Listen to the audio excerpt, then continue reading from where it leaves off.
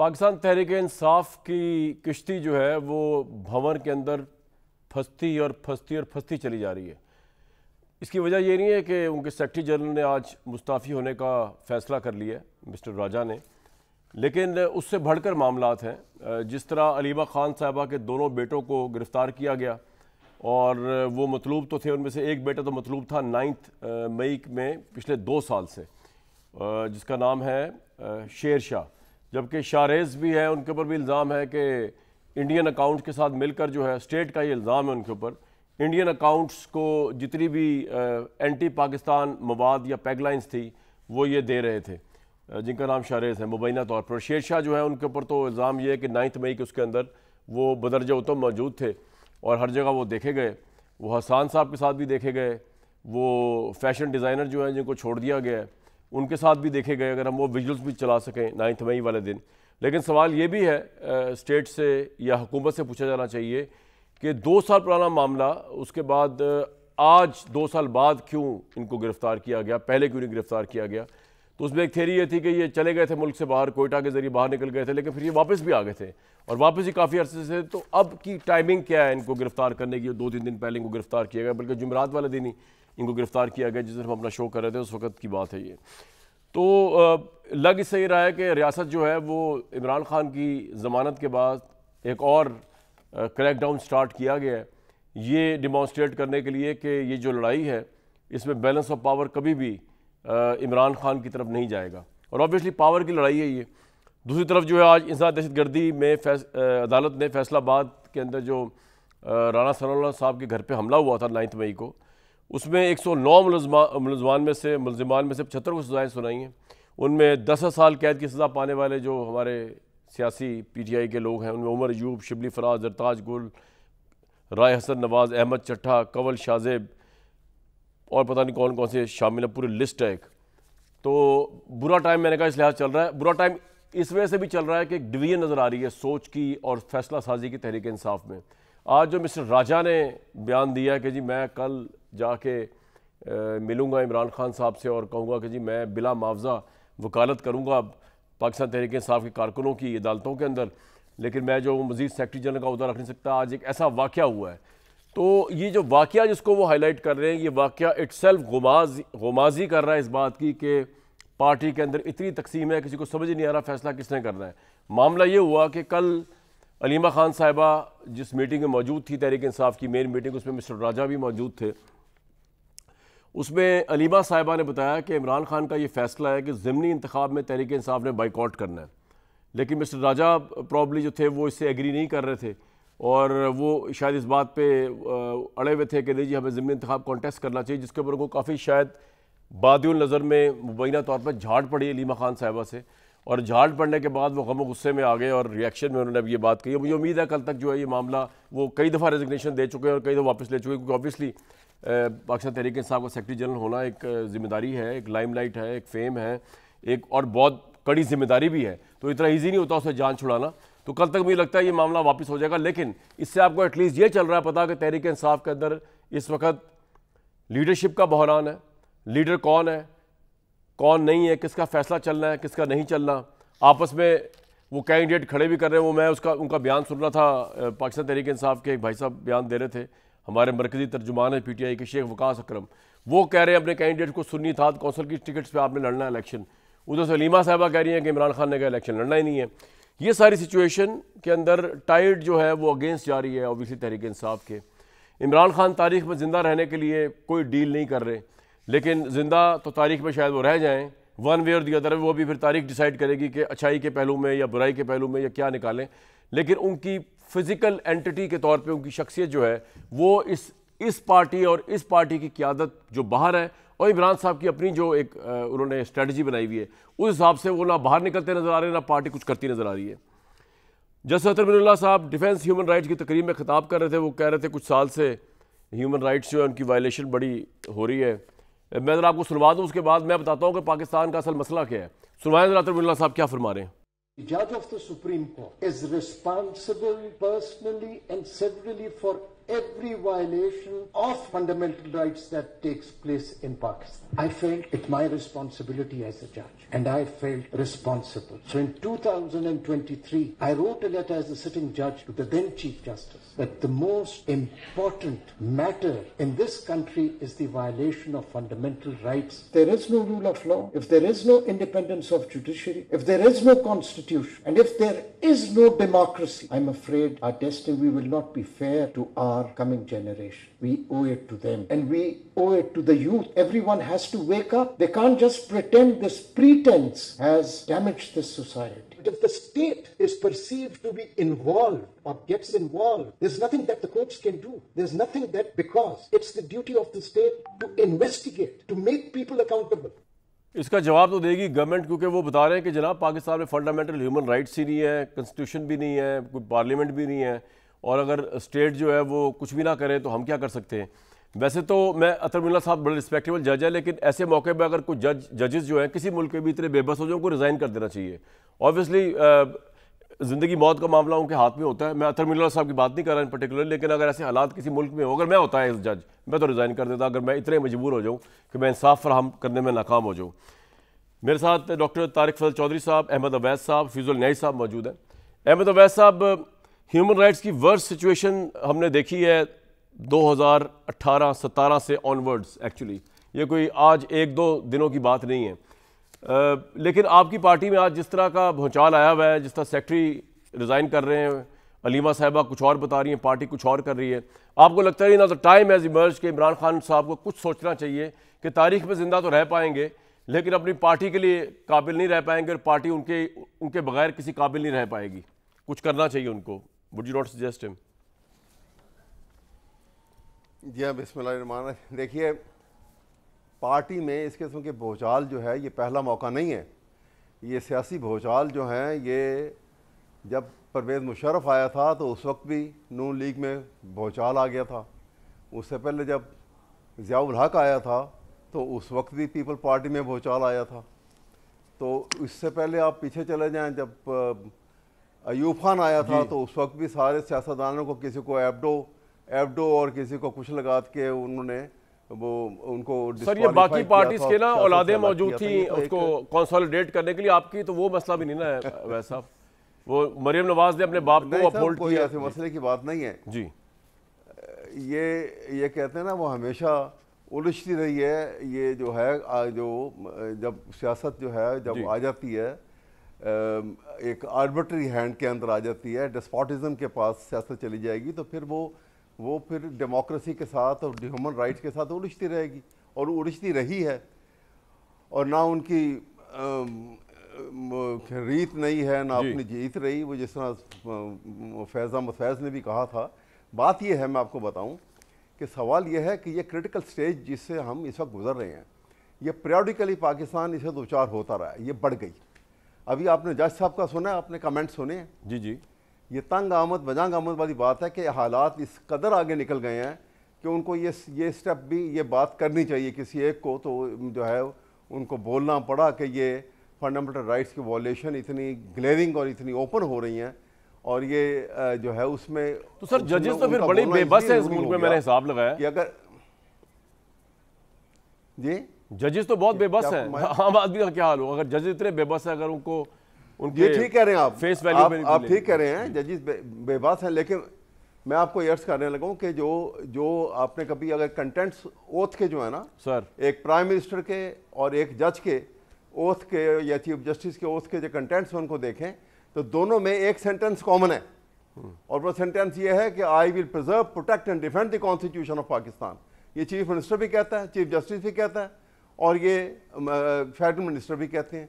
और जब कोई चीफ जस्टिस या सुपीरियर कोर्ट के जजेस जब ओथ लेते हैं तो उसके अंदर भी ये सेंटेंस सेम बिल्कुल कि I will preserve, protect and defend the constitution of Pakistan. इसका मतलब ये हुआ कि अगर ये जब कानून साजी होती है और कॉन्स्टिट्यूशन जो पार्लियामेंट उसके मुताबिक जब फंक्शन करती है तो एग्जेक्टिव के पास ये जिम्मेदारी है कि उन्होंने मौजूदा सरबराह जो एग्जीक्यूटिव के फंडामेंटल राइट प्राइम मिनिस्टर हमारे शहबाज शरीफ साहब, वो आपके ख्याल में प्रिजर्व नहीं कर रहे कॉन्स्टिट्यूशन को, 2 मिनट प्रोटेक्ट नहीं कर रहे? नहीं कर रहे, बिल्कुल भी नहीं कर रहे। कहाँ कर रहे हैं वो? मैं यही अर्ज कर रहा हूँ कि इस वजह से जब वो इसको एनफोर्स नहीं करेंगे, एग्जीक्यूटिव नहीं करेगी, तो पूरी जिम्मेदारी जुडिशरी के ऊपर आ जाती है असूलन। अच्छा, क्योंकि जुडिशरी क्या करे, आइन का ये जुडिशरी क्या करे सर, उनके अंदर भी है। इसलिए मैं अर्ज कर रहा हूँ, कि ये चीज़ इंतहाई ज़रूरी है फ्रॉम दैट एंगल, और ये ख़तरनाक सूरत हाल से हम दो चार हैं आज। राइट। तारिक फजल साहब, अगर आपकी तवज्जो चाहते हैं, अगर तवज्जो आपकी मिल जाए, बड़ी कम मिलती है वैसे तो अगर आप मुतवज्जो हो जाए तो सवाल आपसे पुट कर लूँ। ये जो अतर बिरला साहब, बाकी सबको तो छोड़ें, अतर बिरला साहब ने जो आपकी हुकूमत में चार्जशीट कायम की है और लेटर्स भी लिखे उन्होंने, सुना जज साहब को, उन्होंने कहा है constitution, parliament, democracy, fundamental human right, ये सब क्वेश्चनेबल हुए हैं आपकी हुकूमत के दौर में। तो आप तो अपने हल्फ की वाजिया वायलेशन कर रहे हैं, अवैध साहब कह रहे हैं, ना यहाँ पे कॉन्स्टिट्यूशन प्रोटेक्ट हो रहा है, ना बेसिक ह्यूमन राइट्स प्रोटेक्ट हो रहे हैं। उधर अलीमा खान साहबा रो रही हूँ कि बच्चे उठा लिए गए किसी विदाउट किसी सब्सटेंशियल एविडेंस के, उनका बयानिया ये है। 10 साल की सजाएं हो रही हैं आपके सियासी मुखालफिन को, क्या हो रहा है भाई ये? तारिक साहब, तारिक भाई। जी कमान भाई, बहुत शुक्रिया जी। सबसे पहले तो मैं ये वजाहत कर दूं कि आपका हुक्म जब भी मिलता है प्रोग्राम के हवाले से जनाब, तो नहीं वो फ़ोन पे थे ना, मैंने कहा तवज्जो आपकी ले लूँ मैं तो, और जी नहीं तो तवज्जो भी 100% आपके साथ है, शुक्रिया।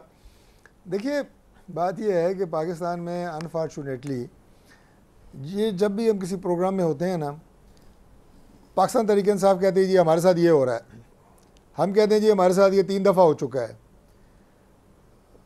पीपल्स पार्टी कहती है जी हमारे साथ तो आप दोनों से ज़्यादा हो चुका है, हमारा तो लीडर को फांसी लगा दी गई है। सही है। और 50 साल बाद आज कह दिया गया है कि जी ये हमारा लीडर जो है उसको गलत फांसी हुई है, वो ये अदालत कह रही है।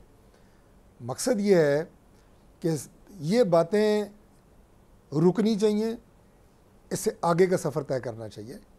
अब सियासी जमातें पाकिस्तान में इनको जेलों में फेंक के आगे का सफ़र तय करना है कि मिल बैठ के किस तरह ये जेलों में चलते सड़ते रहे, आगे का सफ़र तय करें। यार मेरी बात सुने कमरान भाई, बात ये होती है कि मुकदमात जो आज भी सज़ाएँ हुई हैं, कुछ बरी हो गए हैं, कुछ को सज़ाएँ हुई हैं। इससे पहले भी 9 मई के वाक़यात में जो मुलजिम थे कुछ बरी हुए हैं, कुछ को सज़ाएँ हुई हैं। कह रहे हैं नीमा खान के बेटों को 2 साल बाद गिरफ्तार किया आपने, 9 मई से मतलब थे। इसका जवाब तो गवर्नमेंट देना।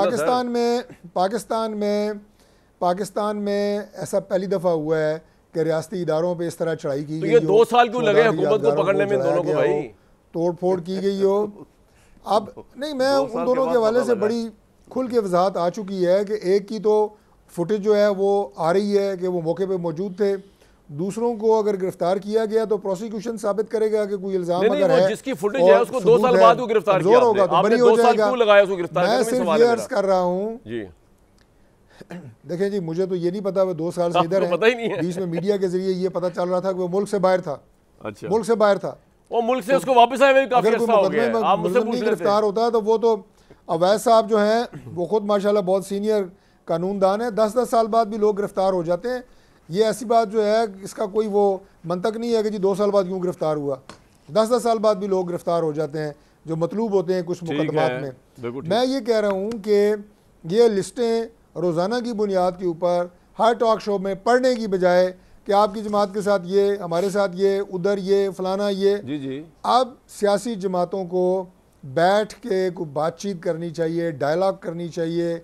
आप इसको जो भी नाम दें, कमीशन बने, मुज़ाकरात हों, टेबल टॉक, जो मर्जी नाम दें। Sir I don't agree with you, once and for all. I don't agree with you. ये सारी बैठकर बातचीत ना इमरान खान करना चाहते हैं आप लोगों के साथ और ना आप उनके साथ करना चाहते हैं। आप दोनों के अपने अपने वेस्टेड इंटरेस्ट है, तो इसमें मैं आता हूँ बाद में। बैठकर बातचीत सिर्फ लिप सर्विस है, आवाम सुन रही है, मुल्क के एक अहम तरीन वजीर ये बात कह रहे हैं, तो आवाम बिला वजह सीरियस ना हो जाए कि आप लोग बातचीत करने के लिए तैयार हो गए। मैं आवाम को बताना चाह रहा हूँ कि तारिक भाई हमारे लिए रिस्पेक्टेबल है। नहीं हम तैयार हैं, हम तैयार हैं। आपकी तैयारी से यार कमरान भाई मेरी बात सुने जी। मुल्क का प्राइम मिनिस्टर जाके लीडर ऑफ अपोजिशन की सीट पे कहता है कि जी हाथ मिला के आए, बैठे, बात करें, हम तैयार हैं। और क्या तैयारी होती है? 4 साल लीडर ऑफ अपोजिशन को भी 10 साल कैद की सजा होगी अगर आप उमर यूब की बात कर रहे हैं। हाथ नहीं मिलाया, फिलहाल तो वो 10 साल कैद पे हैं, ठीक है ना सर। अगर आप उनकी बात कर रहे हैं तो वो हाथ मिलाना बड़ा महंगा पड़ गया शबाब। अब आप ये खड्डों में डाल के, मेरी बात तो सुने सर, खड्डों में डाल के सारी ऑपोजिशन को, पंजाब का ऑपोजिशन लीडर आपने उड़ा दिया, सेनेट का ऑपोजिशन लीडर आपने उड़ा दिया, कौमी असेंबली को। अब आप कह रहे हैं कि जनाब हम अच्छे बच्चों के, हम बड़े अच्छे लोग हैं, बहुत हमारा हम मॉरल वो लेते हैं, हम मुज़ाकरात करते हैं आपके साथ। भाई मुज़ाकरात तो पीटीआई ने ये थोड़ी करना है कि हमने उमर नहीं उड़ाया। अयूब का मुकदमा वापस हो, वो तो इमरान खान की बात करते हैं, वो आपको सूट ही नहीं करता, वो बाहर आएगा आपकी हुकूमत खत्म हो जाएगी। सर सीधी सी बात है मेरे भाई, आपकी स्टेटमेंट जो है, आपकी स्टेटमेंट हकायक के बिल्कुल बरक्स है। चलिए लोगों को डिसाइड आप करने कह दें, रहे हैं, अवाम आपने को। उड़ा दिया। ठीक है भाई, मुस्लिम लीग नून की गवर्नमेंट ने उड़ाए हैं, अदालतों ने उड़ाए हैं ना। जी जी, अदालतों ने, हमने आपके तो नहीं दौर में उड़ाए। चलने वाली अदालतों ने उड़ाए हैं। आप ये कह सकते हैं हाँ, जनाब, मुझे एक सवाल का जवाब शवाहिद दें थोड़े थे, कम तारिक थे, भाई, बात एक उसमें सवाल का कर जवाब सकते दें, हैं, दिल पे फैसलों हाथ पे रखकर। तनकीद कर सर एक सकते मिनट, हैं, अब लेकिन मैं आपको हमारे बताने ऊपर लगा तो हूँ। नहीं सर आप सुने फेंक सुने सकते सुने इसको। सुने, आप बताएं, ये अदालतों ने उड़ाए थे, मैं भी नाम ले रहा हूँ, जो इमरान खान साहब के दौर में लोग कैद में रहे आपके, ये अदालतों ने उड़ाए थे। वुड यू एग्री कि ये ठीक था? एसी चला लें आप। नवाज शरीफ साहब हिरासत के दिन 374, एवनफील्ड रेफरेंस, अल-अज़ीज़िया रेफरेंस दोबारा, अदालत ने नवाज शरीफ को अंदर भेजा था। मैं समझता हूँ गलत भेजा था, आप भी समझते हैं गलत भेजा था, लेकिन आज तहरीक इंसाफ वाले जब अंदर जा रहे हैं तो आप कह रहे हैं कि वो अदालतों ने जो किया ये वाला ये सही है, आपका वाला गलत था। शहबाज शरीफ, मरियम नवाज, हमदा शहबाज, ख्वाजा साद रफीक, पूरी टेम्पलेट चला रहा हूँ मैं आपके सामने। हनीफ अब्बासी, ख्वाजा सुलेमान, शाहिद हकान अब्बासी, राना सनाउल्लाह, एहसन इकबाल, मियाँ जा, ये सब अदालतों ने भेजे थे। लेकिन अपना मुजरिम जो है या अपना अदालती सजा जो है वो आपके नज़दीक जो है वो सियासी और गलत है, दूसरे आपके ऑपोजिशन को वही सजा मिल रही है, आप कह रहे हैं ये तो अदालतों ने किया है। तो ये तो लोगों को तजाद समझ ही नहीं आ रहा। आप खुल के कहें कि जनाब उस वक्त हमारे खिलाफ सारा पावर पॉलिटिक्स चल रही थी, आज तहरीक इंसाफ के खिलाफ चल रही है। खुल के लोगों से बात करें, और हम मुज़ाकरात नहीं कर सकते, हमारी हुकूमत खत्म हो जाएगी, हमारी हुकूमत वीक है। ये बात होनी चाहिए सर खुल के। तारिक भाई, अच्छा, मैं आपको अर्ज करता हूँ, मैं देता हूँ जवाब आपको। जी, पहली बात है कि वो सारा कुछ हो रहा था जो आपने कहा हमारी लीडरशिप के खिलाफ, ना हमने कभी बातचीत से इनकार किया, ना कभी मुज़ाकरात से इनकार किया, ना कभी ये कहा कि हम सियासत नहीं करेंगे, हम इदारों से लड़ेंगे, हम जनाब मुसल्लह अफवाज के जो अस्करी इदारे हैं उनके ऊपर हमले करेंगे, GHQ पे हमले करेंगे। ये आपने नहीं तो किया, हमने ये नहीं कौन किया, मौजूद है, पहली तभी बात। तो आज आप गवर्नमेंट में हैं। दूसरी बात ये है, तभी तो आप बाहर भी चले दूसरी गए। बात ये है कि ये जितनी आपने बातें बताई हैं, अदालतों के फैसले बताए हैं, हमने उसके बाद अदालतों से ही रेमेडी ली है ना, अदालतों से ही जमानतें मिली हैं, अदालतों में ही अपने केस बिल्कुल लड़े हैं। अदालतों से रेमेडी ली है। यही बात आज हम पाकिस्तान तहरीक इंसाफ को कह रहे हैं ठीक कि रेमेडी यही है। और सर आपका चौथी पॉइंट बात आ गया, यह है पॉइंट आ गया कि सर। जब जंग हो रही होती है तो हालत जंग में भी बातचीत और मुज़ाकरात बिल्कुल होते ठीक है हैं। तारिक भाई, आपका ये पॉइंट आ नहीं गया, होता कि पहले जनाब सारे हथियार डालें और उसके बाद जो है वो मुज़ाकरात पॉइंट हों। आ गया। हफीजुल न्याई साहब जी, ये एक तरफ इमरान खान की जमानतें हुई वहाँ से 8 केसेस में 9 मई के, ऑब्वियसली अभी ट्रायल चल रहा है, इन्वेस्टिगेशन पूरी नहीं हुई उसकी। तो दूसरा ये अलीमा खान साहबा के बेटों को जो है वो गिरफ्तार किया गया 9 मई के संगीन इल्ज़ामात में। आप और आज जिस राजा साहब ने अब रिज़ाइन कर रहे उनकी पार्टी, आप तहरीक इंसाफ के ऊपर देखते हैं कि totally all the way out जा रही है गवर्नमेंट या रियासत, और कोई रास्ता उनके लिए खुल नहीं रहा, कहीं से रिलीफ आए भी तो भरपूर रिएक्शन आता है पावर का। शुक्रिया कामरान और welcome back to Pakistan. Sir शुक्र है वापस आ ही गया। सर। हमारा ख्याल था कि आप भी शायद मुस्तकिल सुकूनत ना इख्तियार कर ले पाकिस्तान से ऐसा बाहर, कुछ जो किया नहीं रिवाज मैंने आए हुए हैं। पाकिस्तान में भी इदारों के खिलाफ। जी देख जी जी, क्या पता, हम इदारों के साथ खड़े हैं आप बचपन से। मौजी आदमी है, आप मौजी आदमी है, ठीक तो है। आपको क्या पता। सर जी दुआ करें। देखें कामरान, देखें सर। बात यह है कि मैं सियासत को जो है ये कभी नहीं समझता हूँ कि कोई बंदा वज़ीर आज़म बन जाए तो सियासत की कामयाबी यही है। ठीक है, जो सियासत है उसकी कामयाबी है कि आप मर्जा खलाए को मखलूक खुदा आपके साथ एक जो है उसकी अक्सरियत जो है या एक भरपूर तरीके से आपके साथ लगाव रखे, आप इसे तवज्जो दें। अगर इमरान खान साहब को ये बात समझ आ जाए तो मेरा ख्याल में कि उनको इसके अलावा और कुछ करने की ज़रूरत नहीं है। ठीक। और वो जो काम उन्होंने है वो एक कामयाबी से हम किनार कर चुके हैं कि वो सियासत जो है उन्होंने अपनी मजबूत कर ली है, और हर वो कदम जो उनके खिलाफ उठाया गया है, इमरान खान मैं अक्सर कहता हूँ कि इमरान खान साहब की आज जो जी हाँ जी, हर वो नहीं एस्टैब्लिशमेंट ने हर जो कदम उठाया है इमरान खान के खिलाफ, उन्होंने इमरान खान की सियासत को जला दिया है। कई दफ़ा दोहरा चुका हूँ कि इमरान खान साहब ने कोई कश्मीर फतह किया है, क्या बुजदार की वजह से पॉपुलैरिटी है, क्या 1 करोड़ घर दे दिए, 50 लाख नौकरियाँ दे दी हैं, 50 लाख घर दे दिए, 1 करोड़ नौकरियाँ दे दी हैं, क्या करप्शन इंडेक्स में नवाज शरीफ साहब 116 में छोड़ गए थे, उसको तारीखी सतह पर पहुँचाया था 143। आखिर वो 7वें आसमान पे खड़े हैं, और अगर उनकी मकबूलियत जो है उसको उसी को आप मरकज़ बनाते हैं और शाम को आप बैठते हैं। 3 साल हो गए मुझे तो यकीन है कॉलम लिखता हूँ तो मुझे हैफ आता है कि एक ही निकलता है कि यार किसी तरीके से कॉलम में से इमरान खान का जिक्र ना हो, मैं कॉलम मुकम्मल करूँ। टीवी प्रोग्राम हो तो इमरान खान, और इमरान खान साहब के मुकाबले में हमारा जो दूसरा फरीक है वो हमारी इस्टेब्लिशमेंट है। इनके दरमियान में हम सारा दिन नाप तोल का जो इशारी निज़ाम है नाप तोल का, वो हमने उसको बुरे काल लाते हैं। देखें इमरान खान साहब इस लिहाज से कामयाब हो गए हैं कि अगर उन्हें पाकिस्तान की अक्सरियत को एस्टेब्लिशमेंट के खिलाफ उकसा दिया, भड़का दिया है, झूठा या सच्चा कतई नज़र इसके, तो मेरा ख्याल है कि ये जो है लम्हा फिक्री है, इसके अंदर कोई सुकून का पहलू नहीं है। चाहे मैं इसके लिए 100 दलील लाऊँ, 100 कुछ करूँ, वो एक अपने तौर पे जो है एक मेरा ख्याल है कि एक बहुत बड़ी सियासी कामयाबी है। और चुप करके बैठे रहे तो क्या कर सकते हैं, उनको मज़ीद करने की ज़रूरत ही नहीं है। लेकिन वो मज़ीद शायद इसलिए कर रहे हैं कि वो जब कोई एहतजाज का ऐलान करते हैं तो उनको नहीं पता कि नाकाम होगी। ये तो बेवकूफ़ को जब पता, बच्चों को पता कि नाकाम होगी, क्योंकि नाकामियों को जो शानदार रिकॉर्ड है इमरान खान साहब की तहरीक इंसाफ के पास ही है कि जितने एहतजाज उनके और रैलीज और जल से जुलूस नाकाम हुए, शायद ही किसी सियासी जमात को इतना तजर्बा हो नाकामी का। लेकिन बावजूद रिजल्ट क्या आता है कि मीडिया के अंदर पहले आता है जी कि 5 अगस्त को जनाब बहुत होगा, फिर जी नाकाम हो गए, कामयाब हो गया। जो तहरीक इंसाफ के लोग हैं उन्होंने तो तय कर लिया कि जो उनका सोशल मीडिया उनको बताता है वो उसी को मनवान मान लेते हैं। अब आ गया बात ही कि देखें, आप ये कह रहे हैं कि तहरीक इंसाफ के अंदर बहुत ही एक इख्तलाफात हैं, तोड़ फोड़ का अमल है। ये मेरा भी यही ख्याल है कि तहरीक इंसाफ को जो कहता है ना गुबार कैस खुद उठता है खुद बर्बाद होता है, ये अपने अंदर से इसका एक अमल है जो इसको अंदर से इनकी अफरात तफरीत इंटरनल स्ट्राइफ्स जो है इनको लेके बैठी हुई हैं।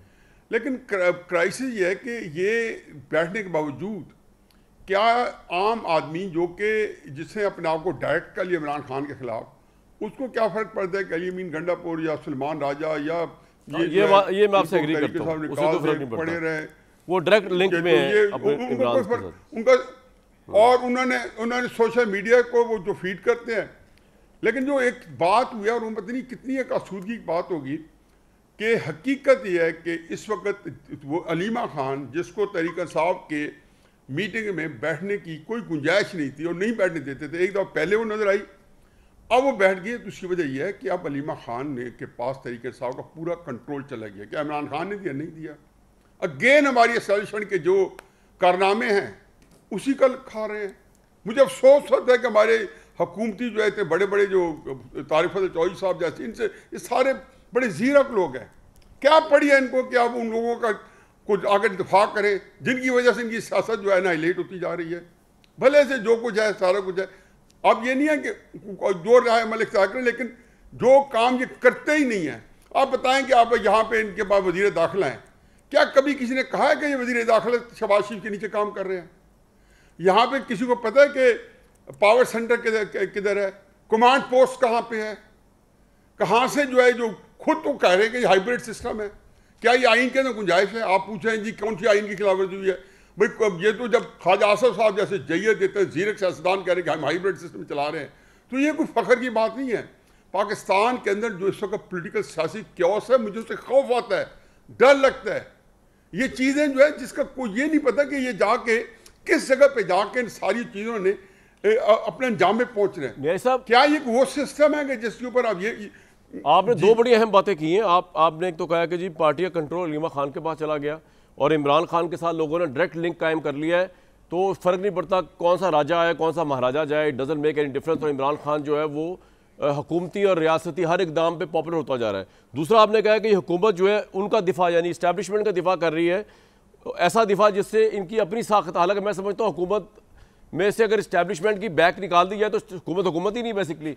लेकिन अगर आप इजाज़त दें मैं ब्रेक लेके इन दोनों सवालों का जवाब आपके दोनों फिक्रों का अहमद अवैस साहब और तारिक साहब के साथ रखूँ। कोई और आपने बात कहनी है ब्रेक से पहले? नियाज़ साहब तो कंप्लीट कर लें, आपने दो बड़ी इंपॉर्टेंट बातें की, 2-3 ये बस नहीं। मैं सिर्फ इसमें सिर्फ यह दावा करता हूँ कि जो आपने बात किया, मैं तो सिर्फ ये कह रहा हूँ कि देखिए जब ये आप कहते हैं ना बैक्स निकाल ली जाए, ये हुकूमत का जो ग्रेजिंग ग्राउंड है वो पाकिस्तान के अवाम है।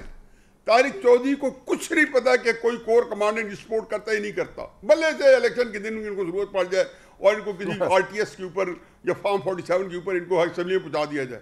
लेकिन जो ग्रेजिंग ग्राउंड है पब्लिक का, अगर इनका उड़ना बिछोड़ना, आज बहुत सारे बंदे इमरान खान साहब के कुछ चिमटे से ही उठाना चाहते, लेकिन सिर्फ प्रेशर ये है कि उन लोगों से पूछो तो कहते हैं हल्के के अंदर जाते हैं तो हमें लोग घुसे ना दे। अगर हम इमरान खान साहब के खिलाफ, ये तहरीक इंसाफ के लोग हैं, अगर इमरान खान साहब के खिलाफ चले जाए बड़ा जी या आपने हुकूमत की सर ब्रेक लेने के लिए मैं सिंपल ये आपको जी सर मैं आपका पॉइंट समझ आ गया। हुकूमत की आपने जो सियासी साख को बताई है वो ऑब्वियसली मैं आपसे 100% एग्री करता हूं, लेकिन ऑब्वियसली उनके पास शायद कोई और चॉइस ना होती, लेकिन पूछ लेंगे तारिक साहब से ब्रेक के बाद।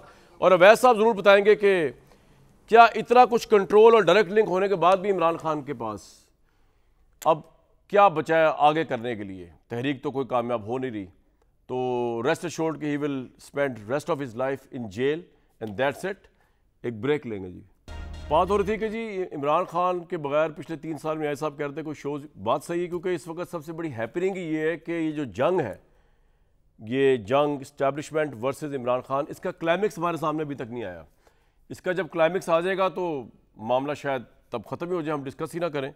अवैध साहब क्लाइमेक्स क्या देख रहे हैं आप इमरान का और इस जंग का, क्योंकि दोनों पीछे हटने को तैयार नहीं है? देखिए, पहली बात तो ये कहूँगा कि नियाज़ी साहब ने मेरे ख्याल में बड़े डिस्पैशनेट होकर और एक बड़े मैच्योर एनालिसिस किए हैं। I must appreciate. चलो जी बात ही खत्म। और जिसमें उन्होंने, इससे पहले हम जो है ना, हम सिर्फ हमारे एनालिसिस यहाँ जो हुआ करते थे और अक्सर टॉक शो में वो सिर्फ पॉइंट और स्कोर विनिंग के ऊपर होते थे कि जी हम जीत गए आप हार गए, ये देखिए जी हम अब ताकतवर हो गए या कमज़ोर हो गए। ये नेशन को, कौम को, स्टेट को सामने रख के कि क्या स्टेट के लिए ज़रूरी है, क्या स्टेट के लिए नुकसानदेह है, हमने वो सोचना है। और वो इमरान खौफ के ऊपर जो सिलसिला चल रहा है, जैसे अभी इन्होंने भी ये बात की है, ये नुकसानदेह होगा हमारे लिए बहुत ज़्यादा, और होता जा रहा है। उससे 2 फायदे नुकसान हो रहे हैं। एक तो वो नुकसानदेह है, दूसरा ये है कि इमरान गेटिंग पॉपुलर सर, लेकिन उसकी पॉपुलैरिटी 4 दीवारी में कैद है ना सर। आप इसी जोन में रहेंगे, उसको सारी जिंदगी जेल में रखना है। जी दुरुस्त है, लेकिन मैं आपको बताऊं ना, वो 4 दीवारी में जब ज़्यादा ताकतवर हो जाएगा तो वो 4 दीवारी के अपने आप कुफर सीखनी अपने आप हो जाएगी। सर अब इससे कितना पॉपुलर होना है, इससे क्या पॉपुलैरिटी होगी? माशाल्लाह हिस्ट्री के स्टूडेंट है, इतनी हो चुकी है उसकी, वो ट्रांसलेट नहीं हुई ना सर प्रोटेस्ट में। साथ दयाई साहब ने ये भी कहा है कि तहरीक इंसाफ और इमरान खान ने रिकॉर्ड कायम किए फेल्ड तहरीकों के, वो ट्रांसलेट नहीं हुई पॉपुलैरिटी आपकी। आपकी पूरी दुनिया भी हो जाए, खड़ी हो जाए, अगर लोग ही नहीं निकलेंगे तो फारिग होंगे जी। मैं आपको सुनिए, मैं आपको बता दूं, देखिए बात यह है कि असल में बात यह है कि हम जब तक सही तफ्तीश नहीं करेंगे ना, जैसे फैज़ ने भी कहा था ना कि वो हाथ ढूंढ रहे हैं बिसाते महफिल में कि दिल के दाग कहाँ हैं, नशिश से दर्द कहाँ। जब तक वो कैफियत को हम समझेंगे नहीं कि इससे हो क्या रहा है, और हम सेटलमेंट की तरफ नहीं आएंगे। अब ये सिचुएशन जो है, जैसे अब इन्होंने गिरफ्तार वो और फैसले सुना दिए, रॉन्गली और राइटली सजाएं सुना दी। अब डू यू थिंक कि क्या ये हालात जो हैं ये बातचीत के हालात हैं? कौन बातचीत के तो नहीं है, देखो ना, बातचीत तो नहीं हो रही, इसका मतलब बातचीत करनी भी नहीं है। जब नहीं करनी है तो ये बात जो है ये फिर आम कॉमन मैन की तरफ चलता हम जा रहे हैं। सर आप जब ब्रिटिशशिप को आप मैनेज करते जाएंगे, सब लोगों को पॉइंट आ गया आपका, तो मैं यस करना बात ये कर रहा हूँ मैं नहीं बात में। देखिए मैं बताऊँ कि मामला ख़राब कैसे होगा। ख़राब ये होगा कि आज आपने एक जज की आपने बात सुन ली, ये एक बारिश का पहला कतरे वाली बात होती है। या आहिस्ता आहिस्ता, इससे पहले मंसूर अली शाह ने बहुत सारी दफ़ा बातें की जिसका शायद वो नुकसान भी उठाना पड़ा उनको। अब ये अतर मिनिल्ला जो है, अतर मिनिल्ला जो आपको मालूम होगा कि जब लॉयर्स मूवमेंट चली थी तो ये बिल्कुल फोरफ्रंट पे थे उस मूवमेंट के अंदर हमारे। सर आपका पॉइंट आ गया, मैं आपसे उन्होंने पता ये फोरफ्रंट पे थे। सर मैं I beg to differ with you. मैं कहता हूँ दुनिया के सारे जजेस भी इकट्ठे हो जाए ना, अगर दुनिया के सारे जजेस भी, जंग क्योंकि कानूनी नहीं है तो इसलिए जंग है पावर बेस्ड, नहीं है, कुछ नहीं कर सकती जुडिशरी। वो कानून की बात नहीं की। देखिए बात सुनिए, और ये सोसाइटी को जो इससे सोसाइटी को आपको ही इन्फोर्स होती है ना, जी जी, जो जोड़ के रखती है सोसाइटी को, ये बात उस कैफियत की है। सर आपका पॉइंट आ गया। आपने जहां पे जब अदालत कमजोर पड़ेगी, सुनिए जब अदालत का जोर पड़ेगी हमेशा ही कमजोर और रही है इस कानून मुल्क जो में है सर। वो एनफोर्स नहीं हो सकेगा, ठीक है, society will become free for all. Free, ठीक है सर, अब वो लेकिन society उसके free लिए for all हमारे होती जा पास रही है। एक डंडा मौजूद है, हम फ्री फॉर ऑल ही होने देंगे, हम रूल ऑफ लॉ उस तरह मेंटेन रखेंगे दूसरे तरीके ये से। आपका ख्याल है, अच्छा सर, चले, मेरा ख्याल गलत ये होगा। रूल तारिक ऑफ लॉ साहब, जो है ये नहीं है। तारिक ये भाई, rule of बात law ये है का कि डंडा नहीं बिल्कुल है, ठीक है ये डंडे की लिमिटेशन है। सर, देखिए मैं बताऊं आपको, सर आपका पॉइंट मैं नेशनलिस्ट लॉ की बात कर रहा हूं। ठीक है, इस डंडे की लिमिटेशंस हैं, बिल्कुल ठीक, ये डंडा एक सर्टेन लिमिटेशन से आगे नहीं चल सकेगा, ठीक है, मामलात और तरफ निकल जाएंगे बहुत। और आगे अभी हम एक चीज को भूल रहे हैं, अभी हम इंडिया में हम भूल रहे हैं कि जो वहाँ का ये मोदी था, मोदी जो है वो जख्म चाट रहा है, वो दोबारा हमला कर सकते हैं सर। आपका किसी पॉइंट वक्त काफी भी देर पहले का आ चुका है, ना कोई वक्त की सरप्राइज किल्लत है देने के मेरे लिए बैठा हुआ पास। है। वैसा बिल्कुल ठीक, आपका समझ आ गई बात। भाई जी, बात जी, ये जी, है जी। तारिक भाई, जी जी खौफ इमरान तो अपनी जगह पे, जिनसे उनका मुकाबला है उनको तो कोई खौफ नहीं है इमरान खान का। अगर वो खौफ होता तो इतनी एग्रेसिव वॉर ना चल रही होती, एक बात। लेकिन ज़रूर जवाब दीजिए न्यायी साहब का, और बड़ी पुरानी बात हो चुकी है वैसे, घिसी पिटी आपके पास का जवाब ज़रूर होगा कि जी आप अपनी सियासत तबाह कर रहे हैं, आप जिंदा लाशें बन चुके हैं। ऑब्वियसली आपके पास कोई चॉइस भी नहीं है, वही बात ना कि या आप जेल में हो या इमरान जेल में हो, दोनों में से एक ही हो सकते, तो अच्छा है हुकूमत करे। क्यों जी तारिक भाई, क्या ख्याल है? न्यायी साहब तो बादशाह आदमी, इनका क्या है? देखिए, गुजारिश ये है कि मोदी का जो अभी अवैस साहब ने नाम लिया, मैं थोड़ा सा वहाँ से शुरू करता हूँ और आपकी बरह रास्त आपकी इस बात के ऊपर आते हैं। देखिए, बयानुल मरसूस तो ख़त्म हो चुका है, ऑपरेशन अल्लाह ताला के फजल से आप उसमें फ़तयाब हुए हैं, आपको अल्लाह ने कामयाबी और इज़्ज़त दी है इंडिया के ख़िलाफ़। लेकिन मार्का हक जारी है।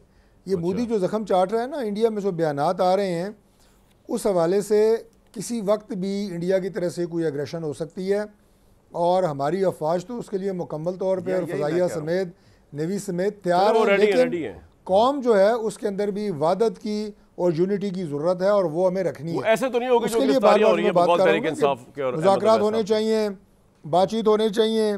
यार गिरफ्तारियां हमारे दौर में थोड़ी हुई हैं, फिर आप सर बातचीत तो नहीं हो सकती ना सर, गिरफ्तारियां होती है के साथ कि सारी ऑपोजिशन को आपने 10 साल कैद सुना दी। अच्छा, बातचीत कैसे होगी? दूसरी बात यह है जी, दूसरी बात यह है कि जो एस्टेब्लिशमेंट है उसकी जो बैकिंग है गवर्नमेंट को, इमरान खान था उस वक्त थी या आज एस्टेब्लिशमेंट की बैकिंग है, उसका जिक्र कर रहे हैं न्यायी साहब। मैंने इसलिए खुल के बात कर दी है, कोई ढकी छुपी बात नहीं की। तो इस सिलसिले में मैं ये अर्ज़ करूँगा कि दुनिया की जितनी सुपर पावर्स हैं वो भी एस्टेब्लिशमेंट की सपोर्ट के बगैर नहीं चल सकती। तो इसलिए आप भी सपोर्ट के बगैर नहीं चल सकती, हमें पता है। माशाल्लाह बड़ी अच्छी जस्टिफिकेशन है ये तो। एक बात नहीं सुने ना, ये हो नहीं सकता कि गवर्नमेंट का रुख एक तरफ है, एस्टेब्लिशमेंट का दूसरी तरफ है। वो कोई भी मुल्क, ख़ास तौर पे पाकिस्तान जैसा मुल्क जो इस वक्त बहुत ज़्यादा चैलेंजेस से गुजर रहा है, इंडिया की बात मैंने आपको की, वो एक तरफ इंटरनली जो चैलेंजेस हैं, सिक्योरिटी के चैलेंजेस हैं, इंटरनल एक्सटर्नल बोथ, इस रीजन के अंदर जिस सिचुएशन में आप इस वक्त मौजूद हैं, आपने सारी बात को सिक्योरिटी से लिंक कर दिया है तारिक भाई, हालांकि ये न्यायी साहब ने ये नहीं कहा था, वो एक इंटरनल सियासत की बात कर रहे हैं, सिक्योरिटी से नहीं। सर आपकी लाचारी है कि यू नीड एस्टैब्लिशमेंट, मतलब अमेरिका के प्रेसिडेंट को थोड़ी एस्टैब्लिशमेंट की जरूरत है अपनी हुकूमत चलाने के लिए, मतलब वो तो आपकी मजबूरी है। अल्लाह का फजल है, हमारी एस्टैब्लिशमेंट आपकी भी मदद कर रही है, इकॉनमी भी मदद कर रही है, क्योंकि आप लोग नहीं कर पाए। मैं आपको अर्ज कर रहा हूँ कि हुकूमत चलाना एक और बात है, लेकिन वो मामला जिनसे पाकिस्तान इस वक्त घिरा हुआ है उसमें गवर्नमेंट के साथ एस्टेब्लिशमेंट की सपोर्ट होना लाजिम है, वरना आप इन चैलेंजेस ठीक है सर, आपका पॉइंट आ गया, नहीं कर सकते। ठीक है, ये बात मैं आपके सामने रखा, पॉइंट आ गया जी। न्यायी साहब, सुपर पावर्स भी बगैर एस्टेब्लिशमेंट की बैकिंग के नहीं चल सकते। इमरान खान भी एस्टेब्लिशमेंट की बैकिंग से थे, लेकिन तारिक भाई उस ज़माने में इमरान खान को कठपुतली प्राइम मिनिस्टर कहा करते थे। अब पता नहीं अपने प्राइम मिनिस्टर के लिए क्या लफ्ज़ यूज़ करेंगे, लेकिन एनी हाउ इन्होंने मिसाल दी तो मैंने बात की। आपको कोई बात समझ आई न्यायी साहब इनकी? वो कह रहे हैं हम तो दुनिया में होता ही इस तरह ही है, इस तरह चल रहा है इधर। देखिए, मैं हकीकत समझता हूँ कि इस वक्त आप तरीके इंसाफ के से पॉलिटिक्स पे बात करवा लें या मुस्लिम लीग नून से, हुकूमत से, मेरा ख्याल है कि मुझे नहीं लगता कि इनके दलीलों में इतना वजन है कि ये अपने आप को भी कन्विंस कर पाते होंगे। लेकिन बहरहाल ये सियासतदान हैं, पढ़े लिखे लोग हैं, इंटेलेक्चुअल हैं, दानिश्वर हैं, तो ये बातें जो भी करेंगे तो उसमें कोई ना कोई वजन होगा, लेकिन अपने तौर पे ये खुद भी कन्विंस नहीं होंगे। मैं आपकी इस बात को बिल्कुल तस्लीम नहीं करता हूँ कि इमरान जो लोग इस वक्त पाकिस्तान के पास जिनको जो कंसंट्रेशन ऑफ इन्फ्लुएंस है, कंट्रोल है या अथॉरिटी है, या जो जिसको कहने कि जो हब ऑफ अथॉरिटी है, उनको कोई खौफ नहीं है। ये जो खौफ होता है ना, ये ज़रूरी नहीं कि आपके सामने कोई बंदा थर थर कांप रहा और बताएगा। ये एक नफसियाती कैफियत है और उसके अंदर क्या बीत रही होती है। मैं अगर वीराने में मेरा घर है या चाहे तारिक फजल चौधरी साहब का किसी अलहदा जगह घर है और उनकी बहुत सी दुश्मनी है, तो इनके अपने अंदर दिमाग के अंदर जो खौफ होगा, ज़रूरी नहीं कि हम उसको ट्रांसलेट कर सकें। तो मैं ये बात कन्विंस्ड हूँ और होना चाहिए, अगर नहीं है तो इसका मतलब है कि ये एक और मेरा लम्हा फिक्रिया मेरे लिए होगा कि उनको ये खौफ ही नहीं है कि यहाँ पे पाकिस्तान के दो कुव्वतें हैं, एक मुसल्लह है, एक गैर मुसल्लह है, एक मुनज़्ज़म है, गैर मुनज़्ज़म है। एक हमारी इस्टेब्लिशमेंट है, इस्टेब्लिश कुव्वत है पाकिस्तान की, बहुत ऑर्गेनाइज्ड है, डिसिप्लिन है और कमाल के रिजल्ट देती है।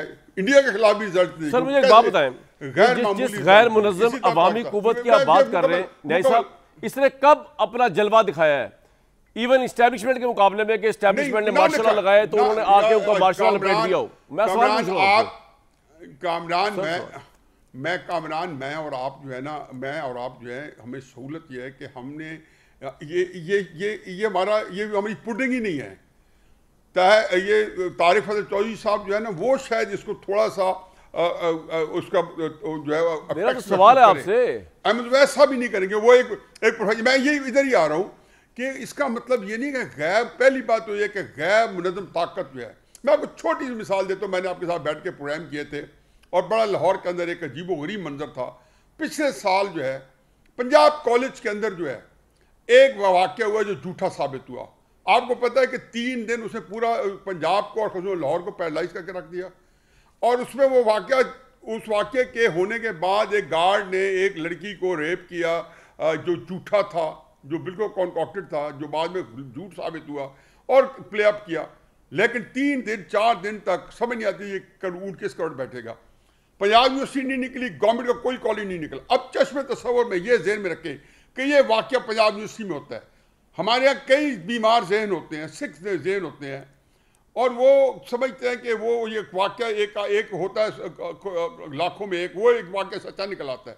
पंजाब यूनिवर्सिटी में होता है। इसका ताल्लुक इमरान खान से नहीं है, लेकिन जो वहाँ गैर मुनज़्ज़म कुव्वत सर, लेकिन मैं तो एक बात में हैरान हूँ, दुनिया के न्याई साहब मेरी बात सुन लें, मेरी बात सुन लें, फिक्र मुकम्मल कर लेने। देख सर, सवाल तो सुन लेना।